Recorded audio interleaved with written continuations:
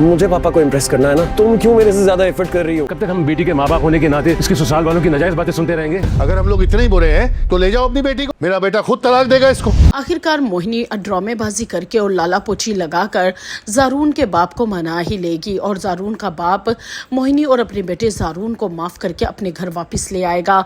और जैसे ही जारून की माँ जारून और मोहिनी को अपने घर में देखेगी तो उस हैरान रह जाएगी और अपने हस्बैंड से कहेगी कि आप इन दोनों को क्यों लेकर आए हैं, ये इस घर में नहीं रह सकती क्योंकि इसकी वजह से मेरी बेटी का घर दांव पे लगा है। उस पर जारून का बाप कहेगा कि मैं इस घर का मालिक हूँ और जो मैं फैसला करूँगा वही होगा। मैंने मोहिनी को अपनी बहू कबूल कर लिया है और आज के बाद जारून और मोहिनी इसी घर में रहेंगे। इसी तरफ मुस्कान और अयान का मुस्कान के ससुर ने जीना हराम कर दिया है। उठते बैठते वो अपने सगे बेटे को भी ताने देने से बाज नहीं आता।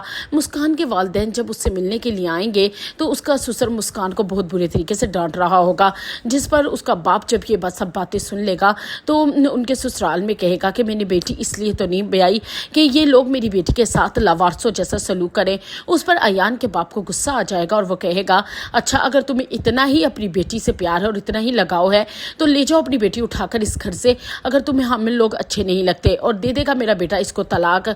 उस पर मुस्कान और अयान के पाँव के नीचे ज़मीन निकल जाएगी। और लेकिन अयान अपने बाप को कहेगा ऐसा कभी नहीं होगा, मुस्कान मेरी बीवी है और मैं इसे कभी तलाक नहीं दूंगा। ये बात सुनकर अयान के बाप को बहुत गुस्सा आ जाएगा।